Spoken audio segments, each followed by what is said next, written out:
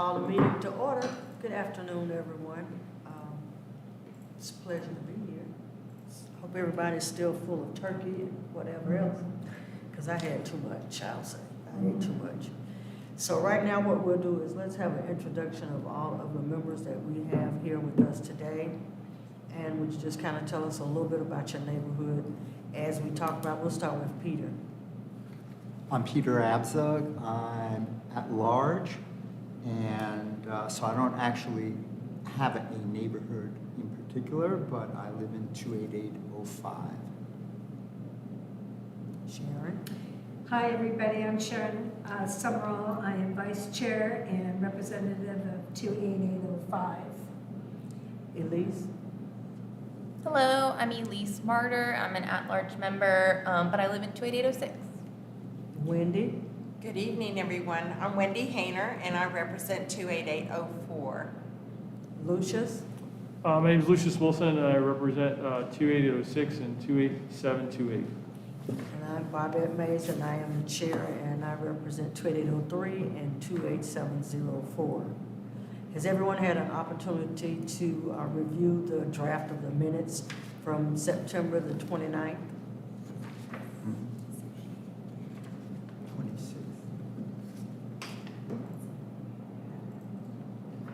Can I get a motion to approve the minutes of the September 29th meeting? I'll move. Can I get a second? Seconded. Had a motion, it's moved by Elise and second by Peter that we will approve the minutes of the meeting for September the 29th. All in favor say aye. Aye. Any opposed? So motion so carried. If you look at the agenda that we have for today, if there is one correction, that if you look down at 6B, home repair opportunities through energy saving network, she's not feeling well today, Jamie Wine, so she will not be here, so we can take her off of that for today. So other than that, are there any amendments or additions that anybody would like to put on the minutes for today? Yes, ma'am. I have a question, Wendy. Bobette, and that is pertaining to the review of the approval of the draft minutes, September 29th. That should be October. No. Because October we had a retreat. Thank you. That was why. So we didn't carry that. Okay. So I understand. It was kind of confusing to me too, but I think Christina and I had a conversation about that. And because it was a retreat and not a meeting, a formal meeting, that's why we wouldn't have minutes from that. Thank We you. just have some things. Okay. Are there any public comments from anyone? No, did not receive any comments by email or voicemail. Okay, well, we'll continue on. So let's go down to, I want to thank the committee that actually brought your presentation for the retreat last month.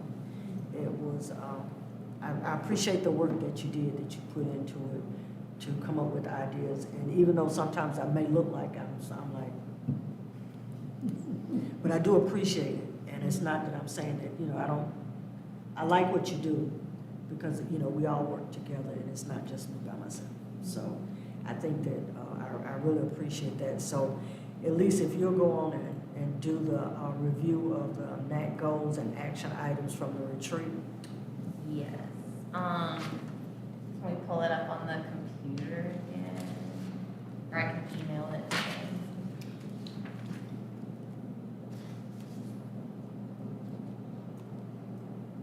Are we able to pull the notes up on the computer?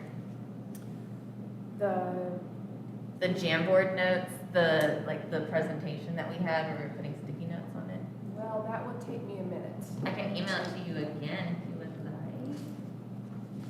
See if I can find my drive real quick.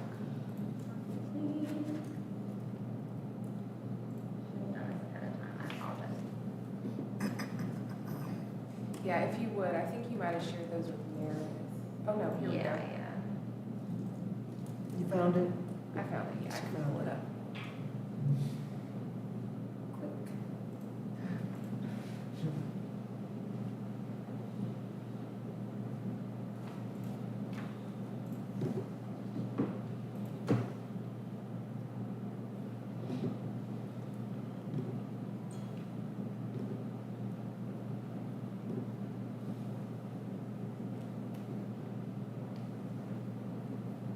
Yes,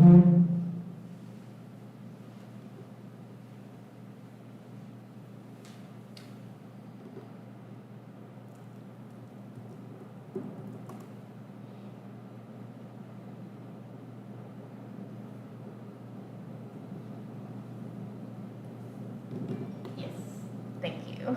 Yeah. And can we go to slide 3?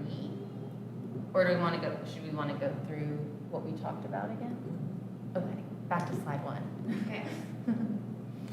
All right, so at our retreat last month, we were talking about neighborhood resilience, which is, as a reminder, the ability to return to its original shape or the capacity to recover quickly from difficulties. And so we identified these numerous number of difficulties that our neighborhoods might face. Just like broad net of what those difficulties might be. And can we go to slide 2 now? I was afraid that would happen. Just stay up here. It updates when I move things around, but it doesn't shift the slide. Thank you. And so from those difficulties, we identified some potential actions that we could engage in to respond to those difficulties. Supporting better communication between cities and neighborhoods, supporting neighborhoods during community meetings with developers, getting all the neighborhoods, or at least the presidents of the neighborhood association signed up to get notifications about developments in their area, neighborhood development plans such as Shiloh's the template, as well as, I know Burton Street neighborhood community put like a book together to guide development and housing that looks like the rest of the community. Encouraging and supporting new neighborhood associations, dental medical clinics, and supporting the many community fridges that are around the area. And number 3, please. So then we identified these 4 focus areas, helping homeowners get tax assistance for those facing an increase in the value of their property, providing education and awareness about the reappraisal process and how those people can apply for that tax assistance. Fair housing voucher acceptance, which has been a big push on the council to get these new developments to accept those housing vouchers, since there are a lot of people on the waiting list. Responding to development and emergency preparedness, such as natural disasters and climate justice initiatives. So I think where we got to was if there's any other focus areas that people would like to present or suggest, and then we can identify maybe some more concrete goals to get to these ends.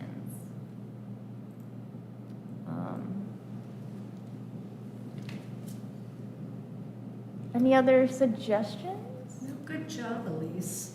I'm thinking that we can use some of this if we keep it handy for our 2022 annual report, and I think about what our goals were, and due to COVID, we just couldn't manage to get anything majorly accomplished, but a lot of what's on here would be good goals to put down that we'd like to head when we discuss what do we want to do in our agenda, because our agenda item, what did we accomplish, only due to COVID looks kind of meager, and these focus areas, I think, are really strong in some place that I think if we all can get together and find out what do we want to focus on and work towards those goals.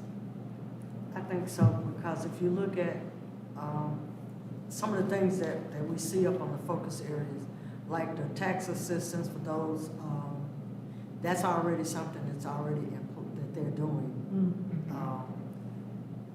Fair housing vouchers, they are doing that, and the utility assistance. I'm trying to decide, what is it that we could actually present that would be workable, that as we focus on a goal for, what we put in for the annual report, that's not rolling over something that they're already doing. Right. Yeah. Yeah, I get that. On the fair housing voucher, I mean, there's a huge amount of vouchers that are not being utilized. Yeah, but see, the thing about it, we're crossing over into an area that we can't, I don't think we can touch, can we?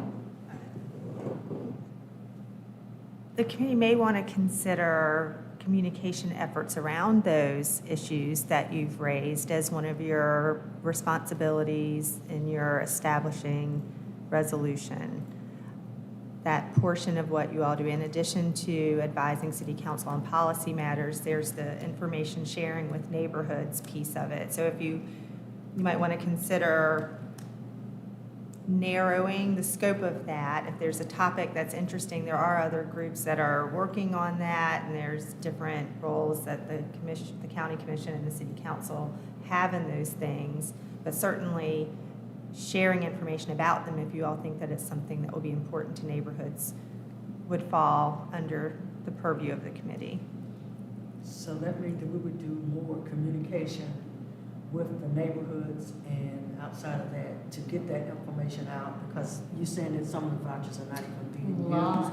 So if people are not aware of what that is and where to go and how they can get that, then maybe that would be something that we could think about. And also landlords that don't realize that they've got this ability to go and, like me, I rent out my downstairs, and I had no idea that I could take these vouchers if I comply with what is required. I have a young man now living there that could benefit greatly from that. So there's communication. People, I had no idea until I started going to council meetings that what was required for me as a landlord. So I could see that as being one of the key points to making sure we get that information out. Just along as even with the emergency preparedness that we Yeah, discussed, that would be under rental. if we get that too. Encouraging emergency- homeowners to accept housing vouchers. I'm sorry. Under the fair housing, yeah, and the voucher. What was that conversation? I'm sorry, I couldn't We- hear. I was just seeing a new Post-it note went up, encouraging homeowners to accept housing vouchers. That would also be for renters as well, to who owns homes, to accept vouchers from your renters. So that would be. Right. It's Yeah, I knowing think the that's what- criteria, Mhm. the criteria to the owner and the criteria of the renter. Right. And a lot of people don't know it unless they've been involved in the system. But there's so many people now that are new to this and need help that have, like me, had no idea what I could and could not do to help my tenant out. Yeah, most people, there's so many people out there that have vouchers that are not being used because there's not a home or a unit that accepts the voucher. And so a lot of times the council is trying to encourage larger developments to accept these Right. vouchers, but we do have an opportunity to connect with homeowners to encourage them to accept these vouchers, because it's a guaranteed rent from the government. So And does your unit or units comply with what's required to take that voucher? yes. And so there's all that information, and that's, as you say, Bobette, that's available. And that may just be communicating it to all our neighborhoods. Because really the first thing that happens is it would have to, the voucher process, it all depends on the person that's renting. Because they're the ones that would have to be ones that would have to apply for it. And they have to meet that They criteria. have to meet that criteria, and then it has to go on to the homeowner that's going to rent to them. They have to meet the criteria. So I think that it would be good if we could do something that would be informational, that we could actually have out to the neighborhoods, like a booklet, of all these things. And it may be that it exists, so how it could play out, if you all identify that as a goal for this, up for the, we're talking 23. 23, 24 fiscal year. I can imagine that having the folks that are working in this area come and give presentations, learning about the materials that they have, maybe sharing information back to them that could help inform the communication materials that they are preparing, and then helping to distribute them. I mean, I could see that being a couple meetings worth of work to just get that broad understanding and have some dialogue with the people who are working in that area. And you all will have insight into what works for the neighborhoods that you serve and could share that with them, and then again, be an additional resource to get information into the hands of people. I like that, Judith. Does everybody else think that's a? I know that the home inspections can sometimes, or the unit inspections can sometimes be a challenge to overcome in some cases. And I don't know if you guys know the answer right away, but I wonder if there are resources available to help the landlords and the homeowners like become compliant. If it's just like installing a handrail somewhere. I think that we could easily get folks from our development services department, and probably some of those requirements also fall under the fire department. And that could be another piece of this program that you all are pursuing, this goal, right? Having not just the folks that manage the vouchers, but really learning about what those barriers are for people to use them, and it may be some code updates that they need to make, and then we can invite folks from those respective city departments in to share information with you all, and that is even, it's a wider net, right, than just the voucher. Right, which brings me to my issue of my place being built in 1960. I'm not eligible for voucher because I only have one door for my tenant. And are there any variances that, because it's such a small space, 2 doors are not needed? Is there a way to apply for a variance that 1 door is okay?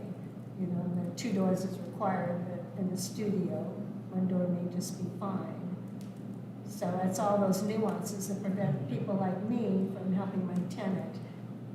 And at the very least, being able to capture what some of those challenges are, and then getting those into the hands of the folks that, I mean, some of it's code, and that would need to happen at the state level, but certainly to be able to get out into the community, listen to what some of the challenges are. It's too expensive to add another door. I don't have a place to do that, and that's limiting me. Just to be able to capture that and share that with people that are working on those policy decisions could be really useful. It's worth putting it out there, so we can, if you don't ask, you don't know. That's right. And it's not a thing to say no, but if it is, just be mindful that when it comes down to, it's very, the vouchers is very, I've known some people with vouchers that have looked for places, but the places that they look for, either the owners did not want to use the voucher process, or their houses were not up to code. Either the plumbing or, having the bathroom, this and that, so maybe if we could lock into that, and maybe we could encourage that and find out, but we'd have to go back and work working on it. I think so. Especially with housing being the way it is. I mean, we all know how bad it is. Well, that's a big goal. It is. I think we did. So are those are things that we're going to include in the 2020, in our annual report? Are those some things that we're going to, because that's what we need to think, what are we going to put in our annual report? So the annual report for this coming year, the one that's coming due, would be the FY 21-22 goal, reporting out on those goals. I've got them here in front of me if you guys would like me to read what those are. We're talking about 2023 and We're talking about for the annual report. so our annual report is 2021, the past. 2022. Yes. Okay, so Was there also a requirement to kind of list our work plan for the year? Yeah, so the Upcoming retreat, goals. the retreat was focused on your, this is that hard time of year where we're working, we have our current year, we're trying to report on our past year and think forward to our Yeah. next year. Yeah. So yes, at least we started with what the retreat was focused on, what the upcoming goals would be. And then now there's this nexus with the annual report that's due here by the end of the year, January 21st. Okay, so we have that on our next agenda, but we need to get that done because that has to be out in January 1st, right? You said? Yeah. 21st. The reason it came out in February, I think you stated last time, was due to staffing issues, so it really needs to go out January 1 or January 30, or what's our, It's due on the 21st. it's due on the 21st, and we don't have a meeting before then, so we need to work out our, Mhm. we need to work this out now. Is there any requirement that it must be multiple goals? As you were saying, this, for example, this voucher thing, sounds like a big project, a lot of moving parts. So if we just name that or another one and say, this is our goal, singular, that I think would be more, maybe more accomplishing. Agree? It's a big goal. It's a big goal and as opposed to saying all these other things. You could build this out. Yeah, which again brings us up to what did we accomplish in 2021, 2022? So that's what we're talking about. Yeah. That we would put in our annual report. Right. And it can be just one thing, can it? One of our. In the annual report, Because that's what we're on now, the annual For the report.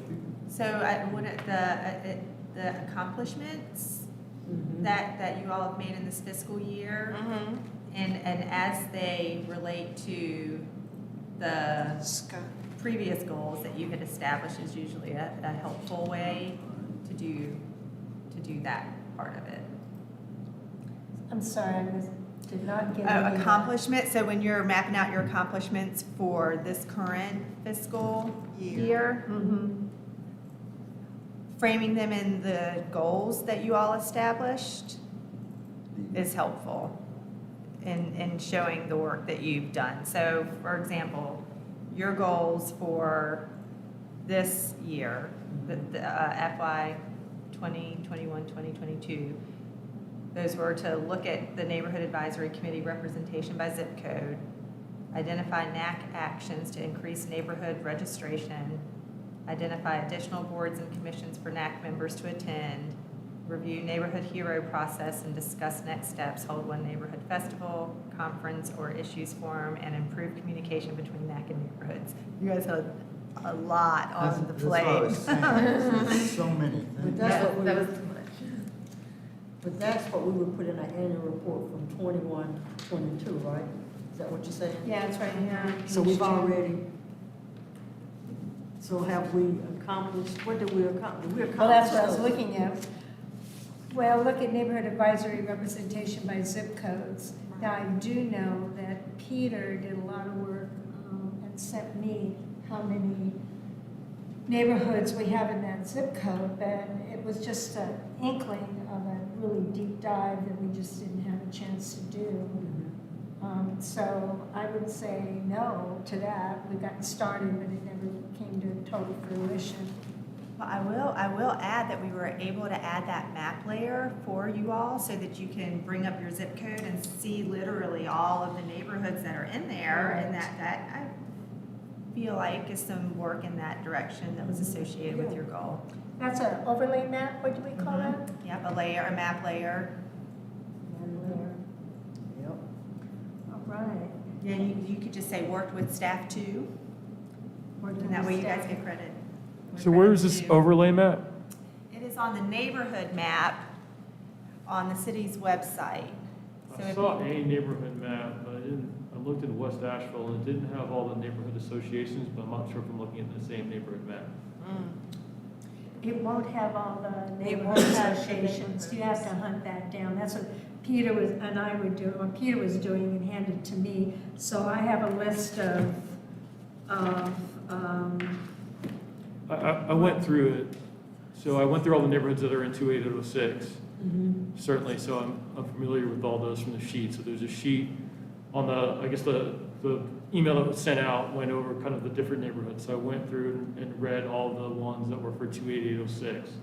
But then there's like a map that's got West Asheville, that's got bullet points of the, if you go through those action plans, I call them all vision plans, you know, some are 4 pages and some are 40 pages. They're pretty difficult to get through any vision on a particular neighborhood. So I don't know if we're representing the communities. It seems like one of the first conversations to those communities is a more concise vision plan, because I would doubt, and I read through probably about 100 pages today, that there's going to be people that are that vested in reading that much information and taking anything through. And they're just having sort of a, hey, if the neighborhoods are telling us this is what we want, and then we actuate that, it seems like that's going to create a easier workflow than for us to guess it and then go back to the neighborhoods and see what they want. yeah, the short version, I think, that I heard you say is there's plans on a page and then there's vision plans. And Easton Valley, the neighborhood I'm involved in, we have a plan on a page which is 4 pages, and then we have a 40-page vision plan. So, and then some don't even have a plan on the page yet because they're just now working on it. So in order to get registered with the city, the first goal is to identify the neighborhood, give your association, and make sure it doesn't overlap with another neighborhood. And then you submit a plan on the page to the city, and the city approves that. And then what Easton Valley did then is, then they did the vision plan. What do we want our, and we'll be doing it now, like Shiloh did theirs, what do we want our neighborhood to look like? And so each neighborhood trudges through this in their method that they choose to do it. And Yeah, I understood, like I said, I read through those and I understand what you're saying. What I'm suggesting is, in order for us to actually achieve anything, then we would need more concise information from those neighborhood associations. Because having served on Parks and Rec for a couple of years, especially through COVID, for me personally, I'm not necessarily interested in sitting in these meetings and watching things just revolve in circles. I'd rather get like one little small thing done. It doesn't even matter what it is. And like the map, I think is good. The map had, for West Asheville, I was able to look at the map, and then it had the information's on each of those. It just didn't have all those, like Burton Street wasn't on the particular West Asheville map. So for me, it would just be literally like, okay, on that map, and I could be looking at the wrong map. There's just one that I tried to go through all the information, but I don't know, I might not have. But on one of the neighborhood maps, it had West Asheville, it had 4, it was like Falconhurst, West Asheville. West Asheville is, or West. Gaia, there's all those on there, but Burton wasn't on there, and I think there's another one wasn't on there. So like, my focus would just be like, hey, let's just get all the ones that are in 28806, so I know this is my map, and then I could reach out and say, hey, do you have 2 bullet points that you would like me to discuss in the meeting, and then kind of move on from there, so at least I could tell the 2 bullet points. And then feel like I've at least expressed whatever it is. Like, one of the big things is always keeping up with the neighborhoods. Every neighborhood association was basically like, hey, we would like to preserve our neighborhood as a single family, but that runs counter to the affordable housing. Like, if there's only single family homes, then you're not gonna have affordable housing because there just isn't enough land.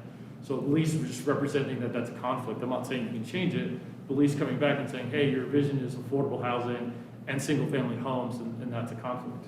And then another thing for it was transportation. So having information on the 240 expansion was kind of a big zone. So as a committee, it seems like that would be a focal point, at least for my area, would be to be a conduit for information about that widening. Because that seems like something that was in all the neighborhood associations. That particular piece seemed like a piece that people cared about. So let me ask you, have you been to Burton Street's Community Association meeting? I have not. I would say go there because Dwayne Barton is the president of Burton Street.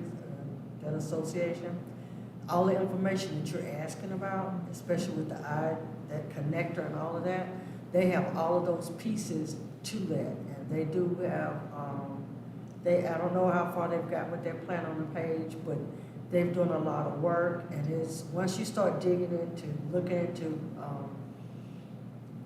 West Asheville is very complicated. It's different I because, live there. I was on the founding members of the East Asheville Neighborhood Association, so I'm not coming in without information.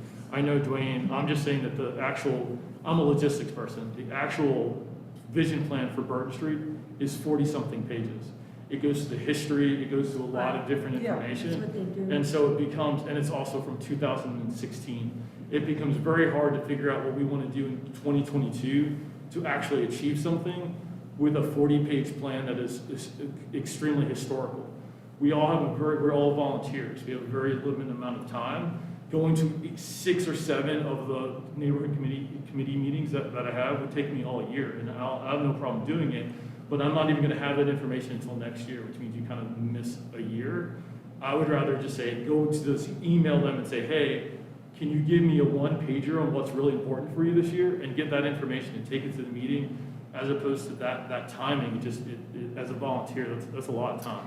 Yeah, that's a good point. I have a friend that was on the original NAC that started, and they went out to the neighborhood, and they went to each, kind of like Peter and I were talking about before COVID, and they went to every neighborhood association and said, what's important to you? And they had a graph, and I've got a copy of that, what that looks like. Labeled from 1 to whatever, what's important to you in your neighborhood. And then they took it and compiled it down and found out in each neighborhood what was important to that neighborhood. And they made a graph on it. And it worked really well for them because, like you, we all sat here and said, how do we hone this down into biteable sizes? Easton Valley's redoing their 40-page vision plan. They won't redo their plan on a page, but they are going to redo. So as you stated, we've got zoning issues that we're working on. And it's very important. So if you're to come to Easton Valley, we're going to say zoning issues are our #1 concern at this point in time. And so what you're saying is appropriate to what I think NAC should be doing. But, and if you wanted, I could send you in the email what was done in the first, and you can take a look at it and see if it's applicable to what you're thinking about. And, Yeah, sure. and you can say, yeah, it works, or no, that doesn't work, and redo it how you think it should work and bring it back to us. But, because I had the same conversation with this person and said, and he goes, well, we did that in the first year, in the 3 years that he was on NAC. And I went, okay. So, I mean, if you're interested, if you're not, that's fine, but. Yeah, I'm definitely interested. I'm logistics. I have a really busy day. I'm trying to find an action I point. get it. So if my action point is there's 7 neighborhood associations, and I shoot an email over that says, hey, what are your top 3 things that you want to focus on this year? I can accomplish that by the 21st. That is my only agenda. I will take on any information. Like I said, I read through all of the plans for it because it was on the email. And so I did. So I read through all the vision plans for all the things that were in my neighborhood. I'm comfortable being able to do it.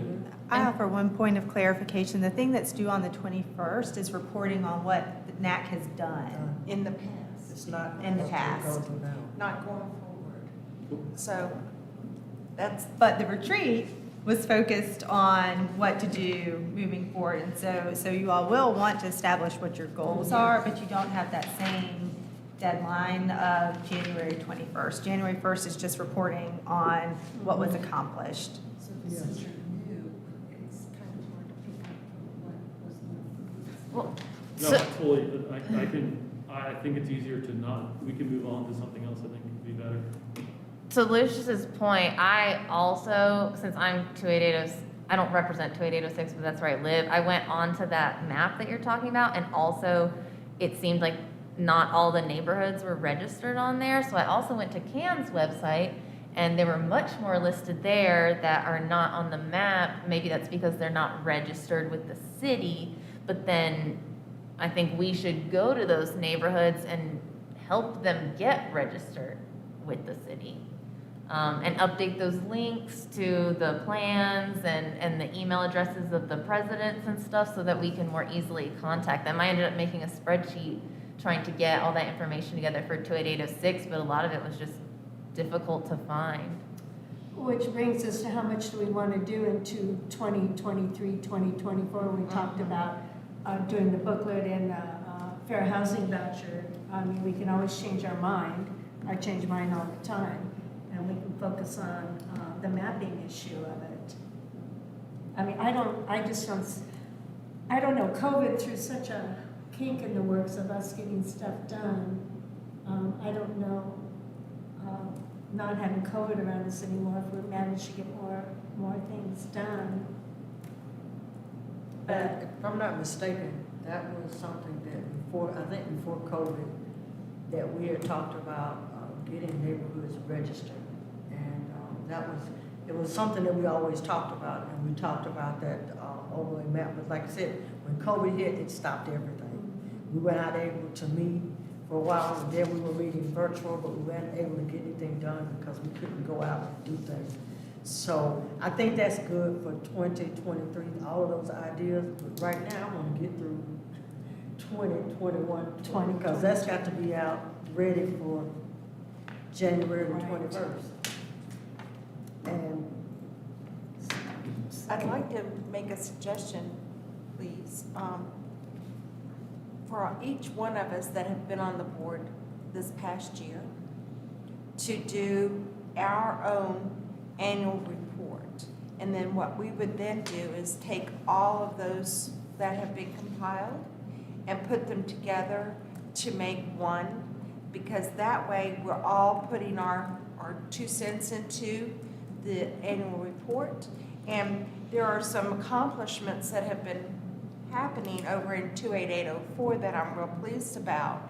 And I would hate to not include all those accomplishments. So I'm just thinking about how we could do this as a group. Another way we could do it is have Elise put it up on the board, and then we could then start filling in the areas and put it on that way as a group. Well, accomplishments and NAC's accomplishments, there's differences. I mean, my accomplishments at Eastern Valley are different than the accomplishments with NAC. Right. But we're talking But about NAC. over in 28804, we started another neighborhood association, so that falls into that category. I don't know how that does it. you've established another, say it again, A new neighborhood association. but has- you're not, are you registered yet? Right. You are registered? No, they're not. Okay, so We're what in the Sharon has process said- of doing that. What Sharon has said is that we have to represent NAC and what the overall process of NAC.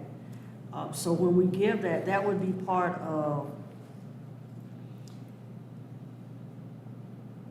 what we have already started would be to identify the NAC actions to increase neighborhood registration. We're doing that. That's what, wouldn't that be one of the goals that we had set Yeah. for Mhm. 2021, 2022? Yes. So that would be something that would go into our annual report. Yes. Yeah, But we wouldn't have to be specific. We No, could say different neighborhoods. Yes, so we wouldn't say, exactly. we wouldn't just say, hey, one specific. Right. We just say that that was what NAC has been working on. And we've also, I think that we did identify additional boards and commissions for NAC members to attend. Yes, we did that. We did that, Mhm. and we did start doing things like that. And then we also had in 2022, we did the members that we thought were outstanding in our community. Yeah, we got that. We We got got that that too. done. The That's in there. neighborhood, You're yeah, the volunteer spotlight, we did that, We did that. and that's what we've done. So, from what I'm saying, is I don't think we all have to individually do Okay, it. well, and I the think other what we just need- alternative was to just do a screen with these areas, and we can fill it in and then be able to print it out and have our summary finished. Right. But what happened is we got in discussion and I didn't get a chance to look down at all the points. while we were in the discussion. So, yeah, I mean, yeah, we have done. And we are actually improving communications between NAC and neighborhoods, because I know Carl has been very instrumental in his neighborhood. You're doing your research, and you're asking for answers, so that's a start. So what we've done these are things that we have done, that we had said we wanted to do from 2021 to 2022, so that's what we've done. So how do we have to identify that in this report? Do we have to be specific, or can we be general?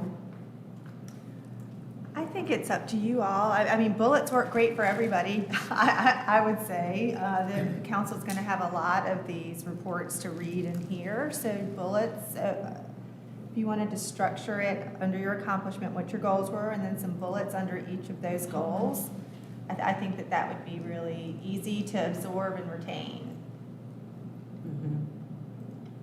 At least you're quiet over there, you're working on the computer. I was just looking at last year's and how it was structured, and, you know, the accomplishments last year listed Yeah. as updated neighborhood advisory committee bylaws and completed application documents for volunteer of the year. So I think we can still suggest milestones that we've made, even if we haven't accomplished the full goal. And as an alternative to what Wendy was suggesting, if we all, you know, we have to make this happen before January 21st, and we're not gonna meet before that, we could do like a Google Doc if people like that, because then people can go in and make suggestions and edits, and then in the end, it can get kind of like narrowed down after everyone just helps with the draft. It's a good idea. Donna, can you set us up on a Google Doc that we can edit online? Because I know that has to be set up by staff. And if anyone needs help figuring out how to That's a good do idea. the Google Doc, I'm certainly happy to help.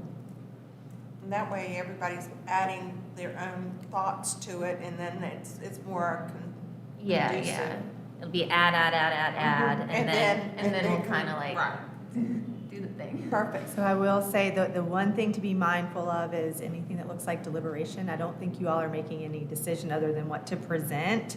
But I did just want to note that, because if there was another thing that you were exploring that you might then later vote on, the Google Doc option doesn't work with respect to transparency and what the general statutes say. In this case, I do think it's okay, and I'm happy to check with our city attorney, Okay. because there's no action that you all are taking. It's just reporting out. I just didn't want to have that experience with Yes. this one and not highlight that this one's a little bit different than some of the work you might do in the future. Right. But it's still a collaborative effort at the end, That's right. so. That's right. So that, yeah, the thing that's different is you all are not voting on an action to recommend to Right, no. council. You're just putting together a It's document. just thoughts That's right. and viewpoints that have been, need to be added. How are we gonna do final edit? Do you think that we're gonna be good enough that we'll come up with a final edit? Well, I mean, if you and Bobette or some other volunteers want to like do the paring down, and then everyone can, well, a lot of it might be duplicated. yeah. So that would be an easy way to pare down, and then it would be maybe just add a word in somewhere to include the other concept. But having been involved in Google Docs several times in my boards and commissions, there is always a final edit. And so. Yeah, somebody's gonna have to accept the suggested edits that come through. So whoever that final person is, they'll have that final, okay, we're accepting all of these edits that have been made, and then they'll turn it over to Yeah. Christina and me, and we'll get Right. that to the city clerk's office for you. And certainly like the final before it goes to you guys could be emailed out and just sort of thumbs up, thumbs Yeah. up by But everyone. it does have to have a final body Mhm. Yeah. before it goes out. So I think, Bobette, what do you think about a final body? Do you have any opinion on that? I agree. Do we care who does this? You- I mean, is it something you want to do? I know you are overwhelmed, I'm overwhelmed. I'm looking over here at. I certainly don't Elise. mind. And you want to pass I the, think it would be really great for you to do it because you're so familiar with Google Docs anyway and how you Pass can it do on. all That's these okay. other I things. want to be as I busy think as that we would are. be Yeah, I know, really exactly. the way to go. so, the chair and the vice chair Okay. would lovingly, gratefully pass it on to you. Yeah, yeah. Because I have seen your editing skills at hand and you are excellent. She is really on top. I know. I do a lot of writing for work. I know, and not only that, you pay attention and you're on top of it. So we'll So- just send them all. How do you want this done, Babette? Do you want us to all send them to you and then you then in turn send them, No, The Google Docs. the is Google different. Doc will allow people Will to, allow it. we're all collaborative Oh, on a okay. document. okay. Yeah, It's That's all in fine. one document, it's on the side and comments section. Got it. And then it's accept, and She'll edit, And and she'll when she's edit. ready, she'll send. I'll to- share it to share everyone. share it to everybody, and then it'll finally go to Christina. Right, is that, That Can sounds we- great. So can- yeah, we can will we provide the set- template. We'll provide the template right, to you all. We can send it out through the means that we normally communicate with you all, and then you all can just hop in and do your thing and let us know when it's final copy, and we'll send it out. when do you need it? What's your final date before, Yeah, I'm thinking about setting some timelines here. yeah, New Year's Eve. So Yeah. the due date is a Saturday, of course. Yeah. So, earlier in that week would be good. That way, in case we get it and we have questions and need to go back and forth a little bit, there's time to do that. So is it the 20th? I would ask if you could have it to us by the 16th of January. Oh, I think that 16th. would be Okay. So, this is a suggestion. If we set January 2nd as like when all the comments need to be in, and then that'll give me a week to, Reach out to us or whatever you yeah, need yeah, to do. do the editing and then send it to everyone to get like, yeah, Final we're all cool with approval. this. Mhm. And then we can share it by the Okay. 16th. We'll do it. I always like to backtrack. Thank you, Ms. Elise. That was rough. Took a lot of time. That was good. So we're ready to move on to new business. Sharon's gonna be a fan, she's having an episode, so we'll come. I don't know. It's supposed to be the Pack Square, Plaza Vision Public Engagement Opportunity, and Stephanie was supposed to come. Yeah, she's not gonna be able to join us. Do you want me to pull the Pull that whole flyer thing up? up. And so you can see Mhm. those events? And Babette's, you're on that committee, you said, Yes, so I- you can. When is the cutoff date for this again? For what? To submit your opinions on this She wanted by the second. of January? Wait, are you talking No, about, no, you're I'm talking about the Pack Pack Square? Square Visioning Public Engagement. I got a card on it that had an end date, End date for what? to submit comments on it. Oh, well, when she brings it up, we'll talk about Okay. There's some sort of meeting about it it. You'll see too? it, she's pulling it up. I don't know Can my you make that a desk. little bit bigger? Thanks. Can you see that? No. Nice. Okay, so this is a McAdams group that are coming in, and they're talking about a design for where the Vance Monument was. And I think they're gonna actually take it on down, across, down to where the block was. That's a discussion that's gonna be part of that. But the first meeting is Thursday. If you see that up there, and it's at Peck Library. Doesn't matter if you're from Asheville, if you have a vision for what you would like to see that they would do, that's what they'll be presenting. And if you look at all the information, that 9 o'clock, that Thursday morning is when they're gonna start the planning. If you can't make anything else, that, I know a lot of people work, but that 4 to 5:30 is very important. The racial equity portion is what they're asking us to make sure that we can get at least 4 or 5 people to come out. So Sharon, if you come, you coming, because I'm asking. Okay. Remember that. Okay, yeah, thank you. Thought you're welcome. So I get credit for that. But it is, it's very important, it means a lot to me. Having lived in Asheville, raised in Asheville, it means a lot. But a lot of people that are not from here have gone through there and they've seen things. And I think that it's gonna, as long as we keep it as a positive outlook on what it's gonna look like. And this group is really dedicated to doing that. So they're asking for community support. So if you go back into your communities, and I know I won't have another community, I won't have an association meeting before this. So it's just, I won't be able to take it back to them because I got this information late. And so, but Friday you'll see they'll be at the municipal building. And that's when they'll talk about the downtown livability and the management, the partnership. So if you can make any one of those, and then that's Saturday is when they'll have a presentation of the things that the focus groups have talked about on that Thursday and Friday. So they engage everybody, they want everybody to engage and come out, and if you look, you'll see December the 12th and the 14th, there'll be some virtual meetings, and then that design, they'll have a design on the 13th. So if you're able to make it, everybody's input is important. Just come on out. Can this flyer be sent to us? Thank you. No, good. Because I was, if you couldn't, I was gonna make sure you got here, because I have it. I got it in the mail. Yeah. And so, please come, bring a friend, bring two friends, bring your whole community if you can. So, I think that's a really important step in finally, from the summer of 2020, finally seeing some progress on this site. no, How many people are on the board?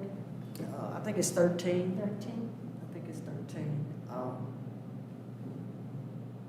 don't know who all is on the board, but I know that Buncombe County, their connectors, I know they're on the board, and I don't know who else.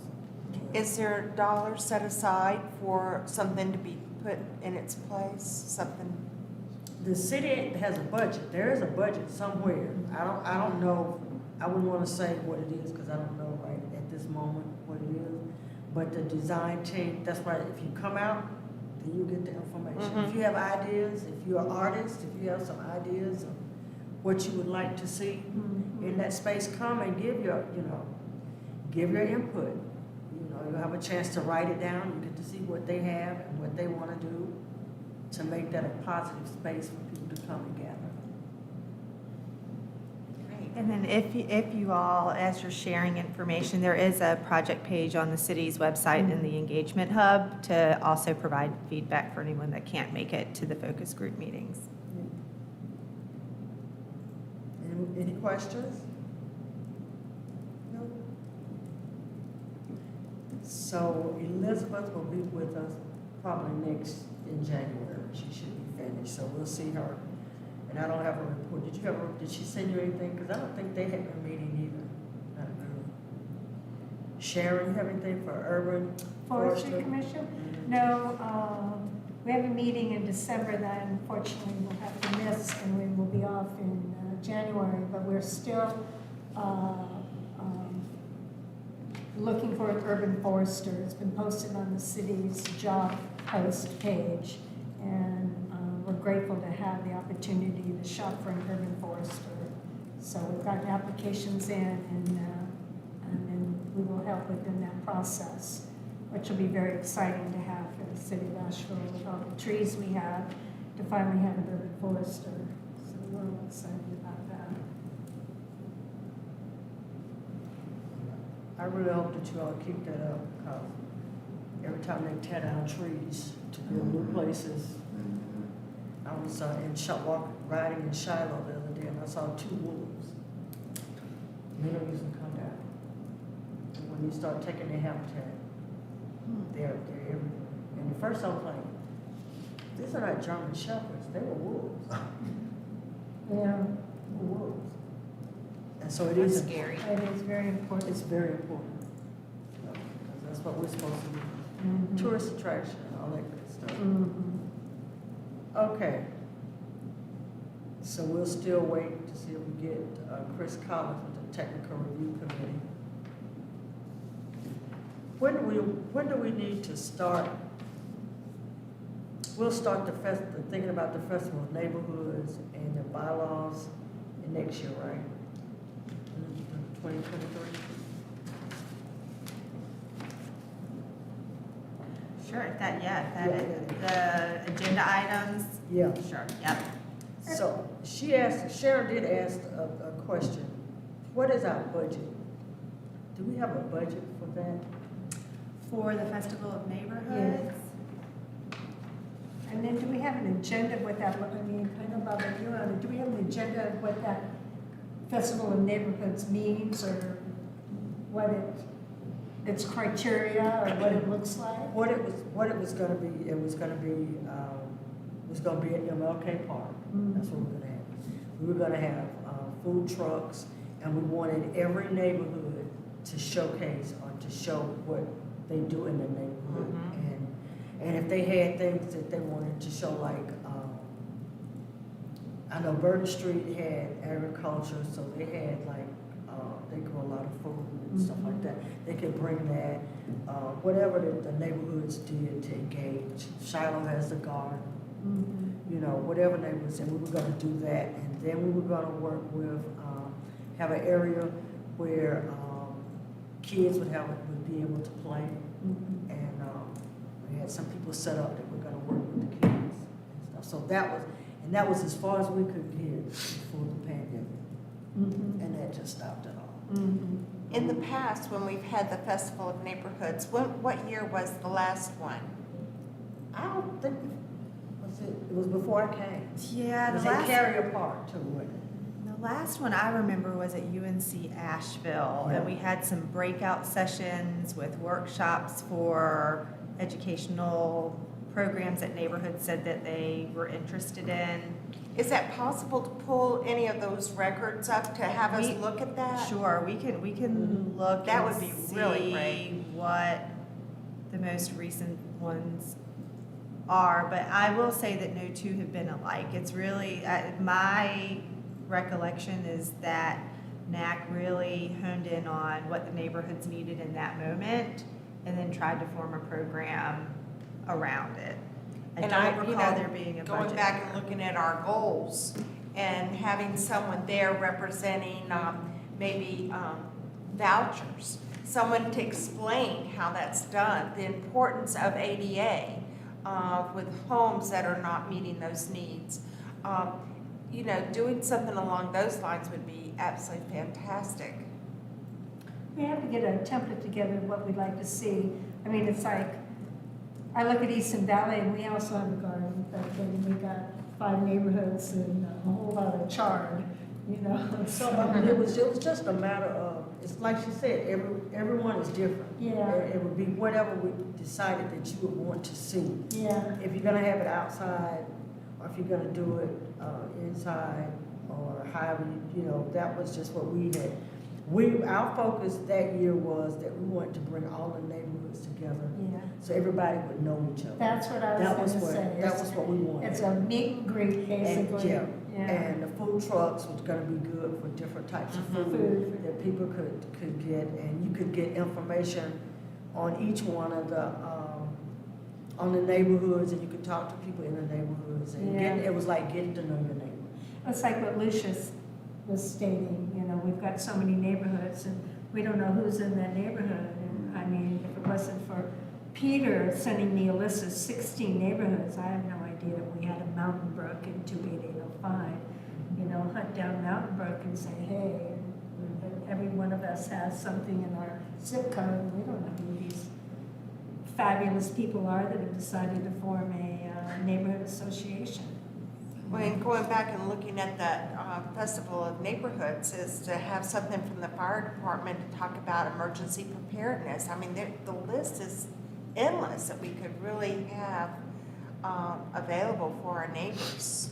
And that's why we wanted to have an area where young people came, families with their kids, Mhm. that they would have a place where the kids could go in a safe Play, place and play right. games and stuff, Mhm. while the parents could come by and look at, get all that.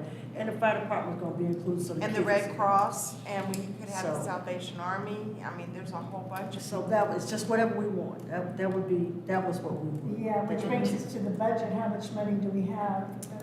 I don't recall there being a budget set aside for it. We can certainly look at that. I don't believe there is one in this current year. Not now, but it was then. There was then in that year, and that was, so council passed that in the budget. I don't recall that in this year's budget, but we can look.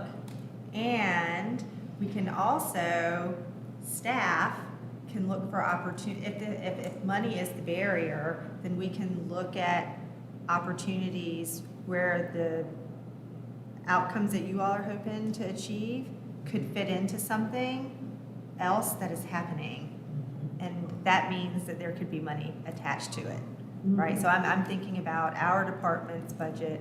We do have money for outreach efforts, and so there's different community engagement efforts where we're looking for input and we want to bring people together. If we know what the outcome is that you all are looking for, we can match that up, and that could bring in more resources for you all to do the things that you all want to do. So we can look at it a couple, even if there's not money budgeted in this fiscal year, that doesn't mean that nothing can happen. I think we can find some creative ways to meet those needs. Just thinking of balloons and things of that nature to And bring transparent, attention to creative and the area. transparent, completely transparent. I'm sorry.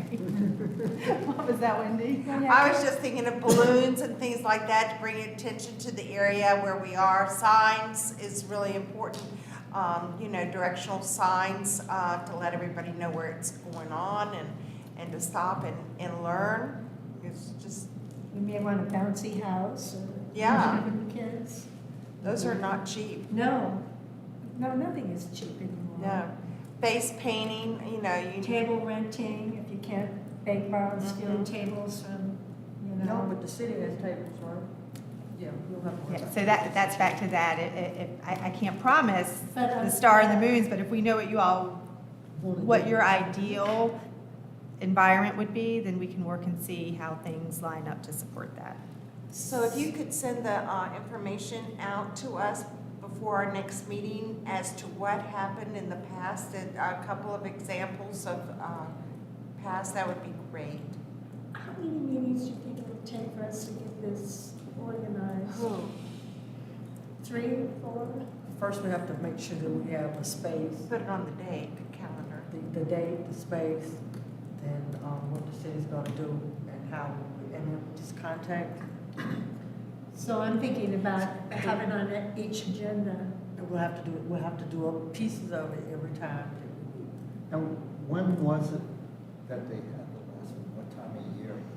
The one that we were supposed to have that didn't happen was supposed to be, I think it was either June or July, something like that. And I like MLK Park only because when we did the Heritage Festival there, we've got the kitchen area, the store The bathrooms. things, and we have bathrooms, and I work with the Parks Department in the bathrooms, and Until you was laying on don't be telling stories out of school here. So, and that was easy to get to for most of the us. ground. Yeah. And you can drive right up the food trucks and drive up, as long as you don't drive on the ball field.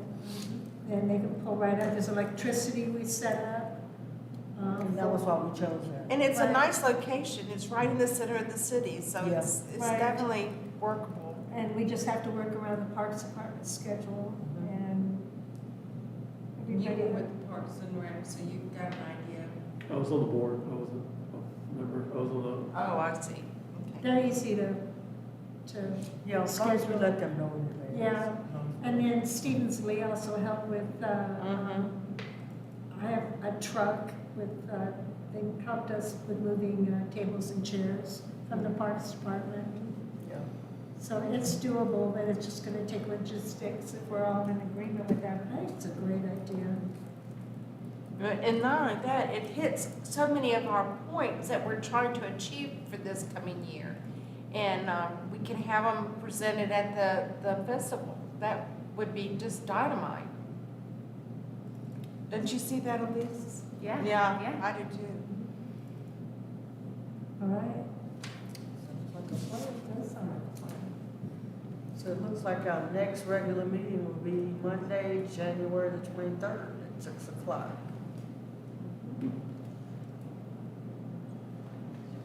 But what I wanted to ask before we do dismiss, I just want every person, what is it that your neighborhood, what do they need? What are they asking for? What are you lacking in your neighborhood that we could possibly help with? What is it that, if you could think of one or two things, just one or two, I know it's a lot, you know, and I'll say, living in Shiloh, we struggle every day because our plan on the page states that you cannot bring in any kind of businesses into our neighborhoods. But we're fighting every day because people want to rezone to come into our neighborhood. So that's an issue with us. We fight all the time with that. And because people say it's affordable housing, but it's not fair housing. So the people that they're gonna bring in, we're fighting now with the individual that wants to build a large townhouses in a community where it would infringe on traffic. The people, it's right in our community, and they said it's affordable, but it won't be affordable for people that live in Asheville. Right. It's not fair housing, and it'll be to people that, and mostly we're finding that people that buy these townhouses and apartments and stuff, they rent them out. 'Cause they don't even live, most of them, they don't live in Asheville, a lot of them. And they rent them out top dollar for people that are coming here to work at Mission Hospital or whatever else. So we fight hard for that. So what is it that, so Peter, what is your community need? You know, we're a small community, we're pretty self-reliant. You know, honestly, the city's been pretty good about keeping up maintenance and such. I think I mentioned they just replaced all the water pipes on Colma, as well on now. I think our issues are internal. Discussions of how things should proceed, and that before I think they can present, you know, cogent piece of paper that says this is what we want to do. I think in internal, it has to get right internally. So it's hard to say. I don't want to go into any I got you. details. I got Personalities. Yeah, everybody has one. Everybody. Everybody I'm has gonna one. stop. Sharon? It's on TV. Ours is communication with the city. The city getting good ideas and letting our community know last. And that we come at the end of a decision the city makes. And then we have to rally around and go to meetings, and when it's already a done deal, and say, how come you didn't consult us in the first place? Put our foot down, and I think the only thing that really saves us from this is we're a legacy neighborhood, and that has a lot of weight, and we have to throw that, and we shouldn't have to throw that. We should be consulted first, and it's not that we disagree with everything, but when you come to us afterwards, and then say, well, you know, this is what it's gonna be, and ain't it grand? Well, no, maybe, but you haven't asked us and the people that have been there for 200 years what they think about it. And it's the gentrification process that's happening in Easton Valley that I find extremely disturbing, and we all do. So that's what's going on in Easton Valley. Lise? I know I'm at large, but I know most about the area that I live in, 28806. And not that I represent all of their ideas and their needs, but some things that I've identified are the Burton Street community facing the expansion of 240 or 26, whatever that section is there, 240, I guess. And they're very concerned about how that's going to affect their community. And I'd say there's not a lot of development in what I call Asheville proper, kind of like the area between or south of Patton Avenue and Smoky Park Highway. There doesn't seem to be a lot of development going on there, but I know on the northwest side of Patton Avenue, Smoky Park Highway, there is a lot more development happening with these larger complexes and things, and I'm sure the communities there have something to say about that. Well, I know for 28804, they are concerned about not having enough sidewalks for walking. The communications, as Sharon described, is horrendous. They are so upset about the road diet that's going on Merriman, and then all the cars are being pushed over onto Kimberly, and then trying to get into Charlotte Street. That is just, it's not, they can't even, not even enough bikes to even warrant doing any of this. So they're very, very, very upset.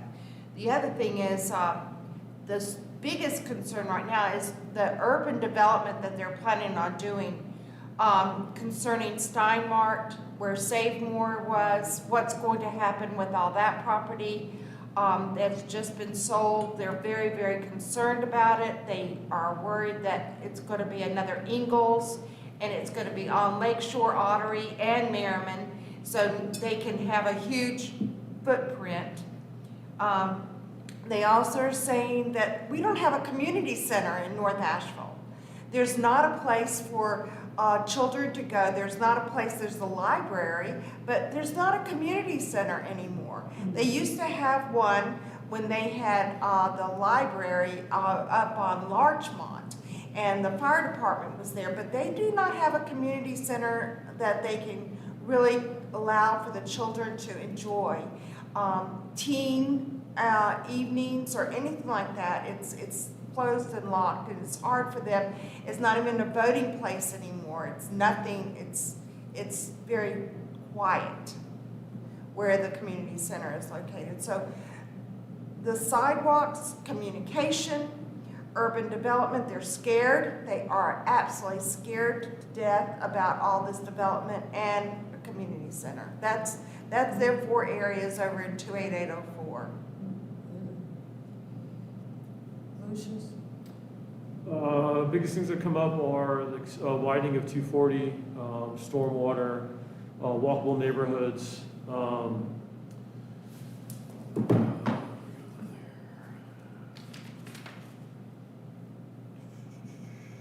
Sometimes parking, preservation of neighborhoods, crime and safety, and property values. These are really concerns. Big They're time. serious, they're Yeah. serious. And I think that we can kind of take some, like you said, can't do them all. We can start with one, and we can work with and see what else we can do. I think you should know that anytime that the city council meets, that you can do public comments. You have the opportunity to stand up there and say whatever it is that, your concerns are, and they'll hear you. I've had some people to tell me they come back every time because they want them to hear what their concerns are. And so, yeah, we hear you, and I'm quite sure since this has been streamed, they will hear us too. So your concerns will be taken into consideration. So are there any other questions or concerns? I just feel like if we're representing our neighborhood, it would be really nice for us to be aware of what's going on in our neighborhood when the city is doing something. For example, they put up some one-way street signs recently because they were having some problems. This lady called me on the phone really angry because the one-way sign was right in front of her house, and she could look out the door and see this one-way sign. She was furious. But the thing is that we've got sidewalks that are being rebuilt in North Asheville right now in 28804, and they're saying, why are we doing that when we can just build new sidewalks for other areas of the city? It's just, they are just upset. So they're not hearing what your concerns are. Nobody is hearing anything. I got you. I mean, I think one of the things that we can be is a conduit with the city. I think that, you know, having worked with a lot of these organizations, is bashing city staff, I don't think is helpful, because it's been my experience. I might sometimes disagree with city staff, but they work really hard. They're very caring people in our community. And so being a conduit for information of whatever it is, a lot of times it is just knowing, and it's establishing those relationships so that everyone knows what's in the pipeline. The pipeline is an existing pipeline, and I think as an association, we can allow people to know that. Allow people, hey, this is in the pipeline, this is the time for feedback. And to really be that, it's harder to do concrete things, but certainly opening the lines of communication so that people know when their voice is most likely heard, and engage city staff in a way that's more conversational than confrontational, I think we'll have better results. Yeah, which brings up the fact that we all should know how to use simplicity. Sign up for developments. I get the developments all the time. It's coming through. I Everybody signed should- up too, for all of them in the whole Everybody should city, and I love finding out what's happening. Yeah, and sign up and learn how to run. I know, if you don't know, ask me. I go to neighborhoods and I teach people how to wade through the development portal, how to read it, how to tell what is what. And I know the codes and the zoning, and I've been training different neighborhoods, but you've got to first sign up for simplicity to know what's going on, and it won't always be in your neighborhood, but you can sign up for just your neighborhood, but remember, just your neighborhood, other areas get impacted that will impact your neighborhood, so I just signed up for all of it. But as we're all saying, the more information we get, the better we are ahead of the game, so that we're not fighting at the back end of it, and it's a discussion and not a confrontation. Is the key. Any more comments? Oh, it's a good meeting. That's a very good. And I would say that in a lot of communities, the information is out there, but a lot of people they don't use the internet. So that means that we have to do, I know in my neighborhood, I have to make sure that every time we have an association meeting, that I stand up and give them the information, because they're not looking on the internet. And it's out there in the city. When you ask the city to say, there's a hub, the county will say, there's a hub, you can find the information, it's not being hidden. But a lot of, especially in neighborhoods where there's seniors, they won't go to the computers to find out that information, so that means that somebody has to be a voice. And so that's what I do. I go to a community association meeting, and that's what I tell them. What I know they look at. Yeah, we have to do that, knock on the doors and let them know, having the paper say this is the agenda for our association meeting. You need a ride, can you come?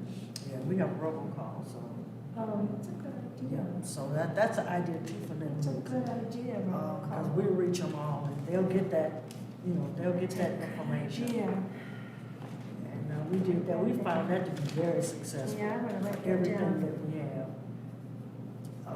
Could I ask maybe one thing for you all to consider as you're working, as you're out in neighborhoods, as you're talking to neighborhood leaders and just residents who live in the areas that you all represent, if you get information about people's preferred methods of communication, that is always very helpful to us, because we just have an ongoing list. We've got we're working hard to identify when there's missing voices in conversations. So that could be missing voices by age, gender, orientation, race, could be where you live. All of those things, we're working across the organization to support all of our project managers so they have those tools in front of them. We have the neighborhood map, and so we can reach out to a neighborhood, a registered neighborhood's president or whatever their name is, and ask, some neighborhoods we know people prefer face-to-face. And so we do log those things, but we could know more. And if you all have that information in your conversations, we would love to have it, and we'll add it to our contact list information. And that way, if there's a street project, you know, we can look at it geographically. We can call and notify people that live on that street, and that happens, right? Not everybody picks up the phone, not everybody registers for ABL alerts. There's lots of holes in this big old bucket that we're trying to maintain, and the more information we have, the better we can plug the holes. It's very hard to communicate these days because there's so much competition for your attention. So true. And, you know, if you're not streaming on HBO or, you know, on your computer, on Google or whatever. TikTok, yeah, I mean, and then, you know, it's gonna be, I don't even know what it's gonna be in a couple of years. It is hard. It is. Twitter's, I don't know what's happening with Twitter. It's a lot of noise. It's a lot, there's a lot out there to have to try to break Yes. through, and So that's, I think you're heading the right direction when you try to find that preferred way to communicate with them and not over communicate. because, yeah, then That's the they'll other side. unsubscribe, Yeah. they'll stop paying attention. It's difficult. It's difficult. But the people to people is the thing that sustains and is really the most impactful. Yeah, in my neighborhood, I always say it, because we're generational. We've got 3 and 4 generations of families, we all, and most of us are related. So you tell one, they're gonna tell 3, and 3 will tell 6. Point is, by the next time you get a call, everybody knows the information, and that's just an advantage or a disadvantage, but that's what happens sometimes. So, Person. it's, so especially when you're related. Yeah, my goodness. So, I want to thank everyone for your time this evening. At this time, it is 7:22, and I'm going to adjourn this meeting. That's what I feel like doing. That was a good meeting. This is, of all the years that I've been in